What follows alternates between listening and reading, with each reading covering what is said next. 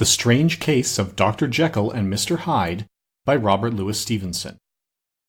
Chapter 2. Search for Mr. Hyde. That evening Mr. Utterson came home to his bachelor house in somber spirits and sat down to dinner without relish. It was his custom of a Sunday, when this meal was over, to sit close by the fire, a volume of some dry divinity on his reading desk, until the clock of the neighboring church rang out the hour of 12, when he would go soberly and gratefully to bed. On this night, however, as soon as the cloth was taken away, he took up a candle and went into his business room. There he opened his safe, took from the most private part of it a document endorsed on the envelope as Dr. Jekyll's will, and sat down with a clouded brow to study its contents. The will was a holograph, for Mr. Utterson thought he took charge of it now that it was made, had refused to lend the least assistance in the making of it. It provided not only that, in the case of the decease of Henry Jekyll, M.D., D.L.C., L.L.D., F.R.S., etc., all his possessions were to pass into the hands of his friend and benefactor Edward Hyde, but that in case of Dr. Jekyll's disappearance or unexplained absence for any period exceeding 3 calendar months, the said Edward Hyde should step into the said Henry Jekyll's shoes without further delay and free from any burthen or obligation beyond the payment of a few small sums to the members of the doctor's household. This document had long been the lawyer's eyesore.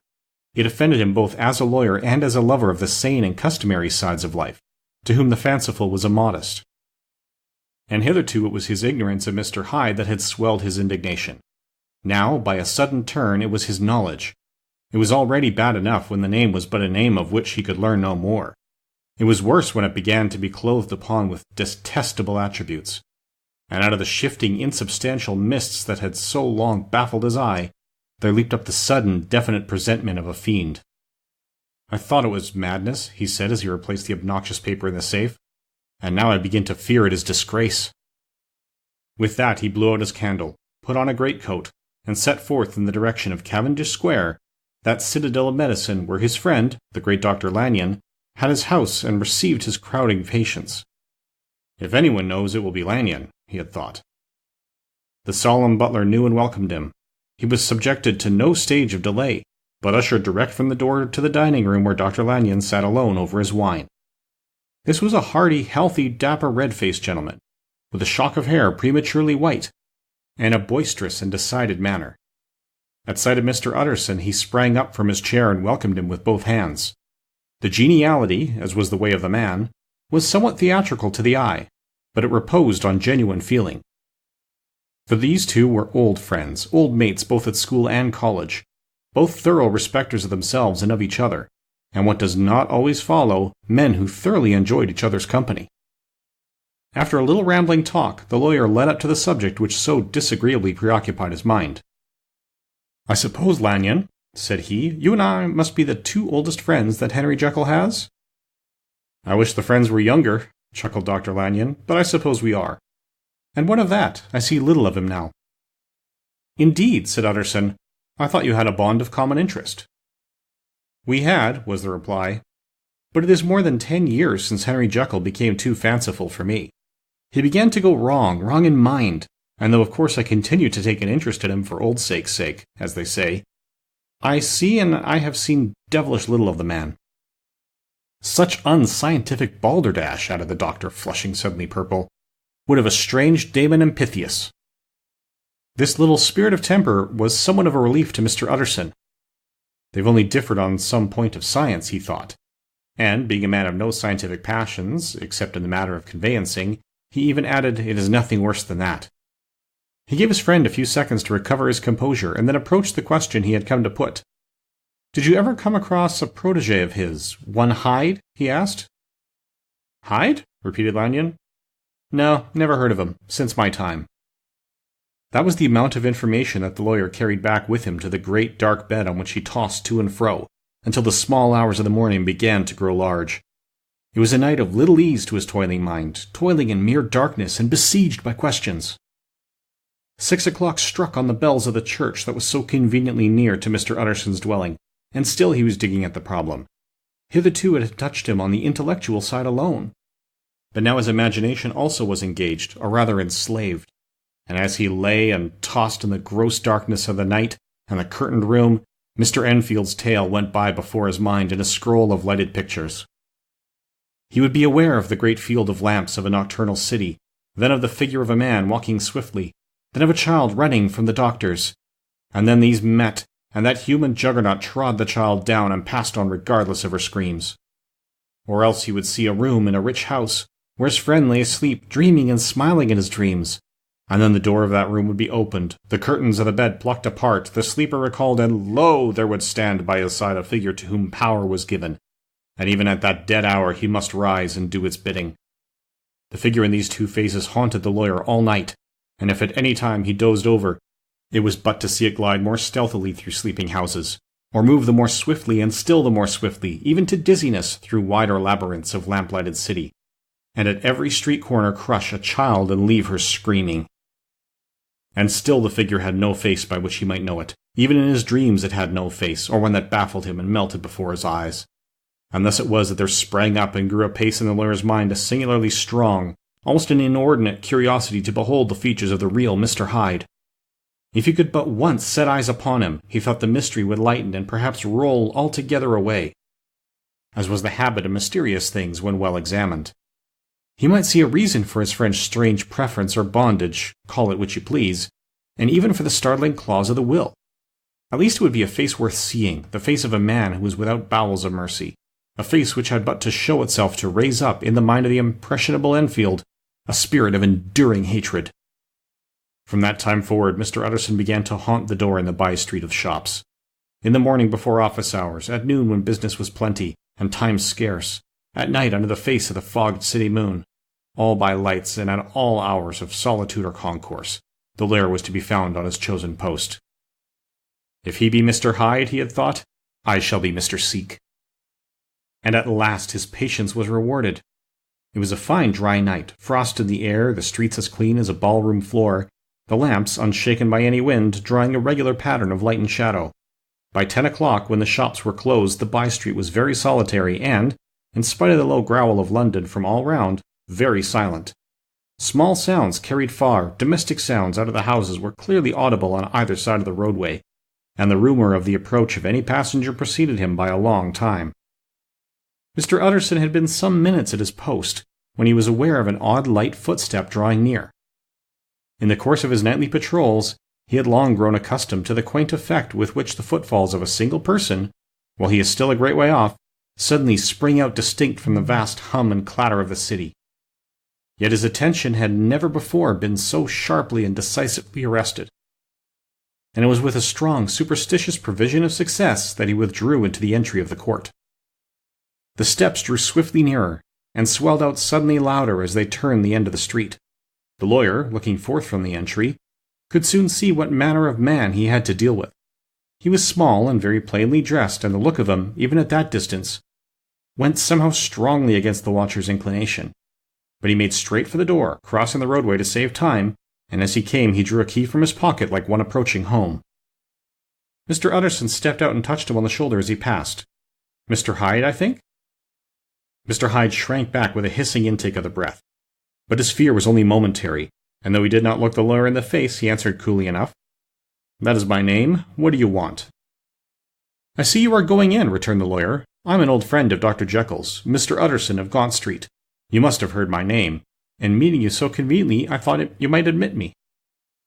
"You will not find Dr. Jekyll. He is from home," replied Mr. Hyde, blowing in the key.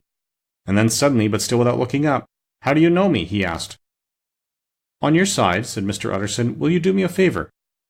"With pleasure," replied the other. "What shall it be?" "Will you let me see your face?" asked the lawyer.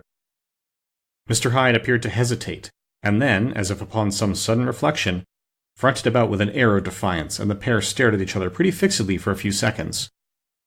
"Now I shall know you again," said Mr. Utterson. "It may be useful." "Yes," returned Mr. Hyde. "It is as well we have met, and apropos, you should have my address." And he gave a number of a street in Soho. Good God, thought Mr. Utterson, can he too have been thinking of the will? But he kept his feelings to himself and only grunted in acknowledgment of the address. "And now," said the doctor, "how did you know me?" "By description," was the reply. "Whose description?" "We have common friends," said Mr. Utterson. "Common friends," echoed Mr. Hyde a little hoarsely. "Who are they?" Jekyll, for instance, said the lawyer. He never told you, cried Mr. Hyde with a flush of anger. I did not think you would have lied. Come, said Mr. Utterson, that is not fitting language.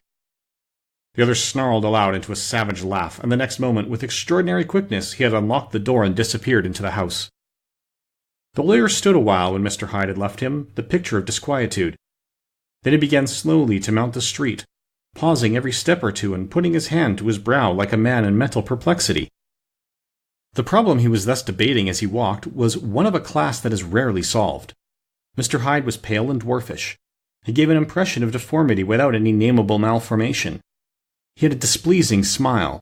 He had borne himself to the lawyers with a sort of murderous mixture of timidity and boldness, and he spoke with a husky, whispering, that somewhat broken voice. All these were points against him, but not all of those together could explain the hitherto unknown disgust, loathing, and fear with which Mr. Utterson regarded him. There must be something else, said the perplexed gentleman. There is something more, if I could find a name for it. God bless me, the man seems hardly human. Something troglodytic, shall we say? Or can it be the old story of Dr. Fell? Or is it the mere radiance of a foul soul that thus transpires through and transfigures its clay continent? The last, I think. For, oh, my poor Harry Jekyll, if I ever read Satan's signature upon a face, it is on that of your new friend.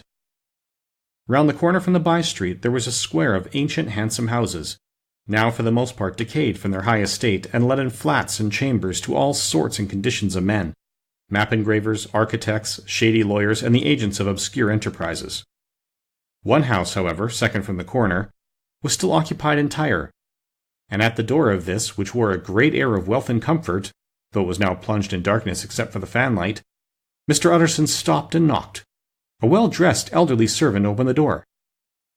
"Is Dr. Jekyll at home, Poole?" asked the lawyer.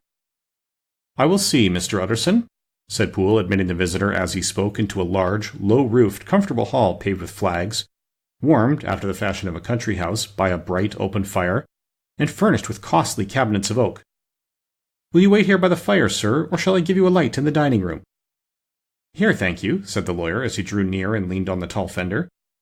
This hall, in which he was now left alone, was a pet fancy of his friend the doctor's, and Utterson himself was wont to speak of it as the pleasantest room in London. But tonight there was a shudder in his blood. The face of Hyde sat heavy on his memory. He felt, what was rare with him, a nausea and distaste of life, and in the gloom of his spirits he seemed to read a menace in the flickering of the firelight on the polished cabinets and the unsteady starting of the shadow on the roof. He was ashamed of his relief when Poole presently returned to announce that Dr. Jekyll was gone out. "I saw Mr. Hyde go in by the old dissecting-room, Poole," he said. "Is that right when Dr. Jekyll is from home?" "Quite right, Mr. Utterson, sir," replied the servant. "Mr. Hyde has a key." "Your master seems to repose a great deal of trust in that young man, Poole," resumed the other musingly. "Yes, sir, he does indeed," said Poole. "We have all orders to obey him." "I do not think I ever met Mr. Hyde?" asked Utterson. "Oh dear no, sir. He never dines here," replied the butler. "Indeed, we see very little of him on this side of the house. He mostly comes and goes by the laboratory." "Well, good night, Poole." "Good night, Mr. Utterson." And the lawyer set out homeward with a very heavy heart. "Poor Harry Jekyll," he thought. "My mind misgives me he is in deep waters. He was wild when he was young, a long while ago to be sure, but in the law of God there is no statute of limitations. Aye, it must be that. The ghost of some old sin, the cancer of some concealed disgrace. Punishment coming, pediclaudo, years after the memory has forgotten and self-love condoned the fault." And the lawyer, scared by the thought, brooded a while on his own past, groping in all the corners of memory, lest by chance some jack-in-the-box of an old iniquity should leap to light there. His past was fairly blameless. Few men could read the rolls of their life with less apprehension. Yet he was humbled to the dust by the many ill things he had done, and raised up again into a sober and fearful gratitude by the many he had come so near to doing yet avoided. And then, by a return of his former subject, he conceived a spark of hope. This Master Hyde, if he were studied, thought he, must have secrets of his own, black secrets by the look of him. Secrets compared to which poor Jekyll's worst would be like sunshine. Things cannot continue as they are. It turns me cold to think of this creature stealing like a thief to Harry's bedside. Poor Harry, what awakening! And the danger of it, for if this Hyde suspects the existence of the will, He may grow impatient to inherit. I must put my shoulders to the wheel, if Jekyll will but let me. He added, if Jekyll will only let me. For once more he saw before his mind's eye, as clear as transparency, the strange clauses of the will.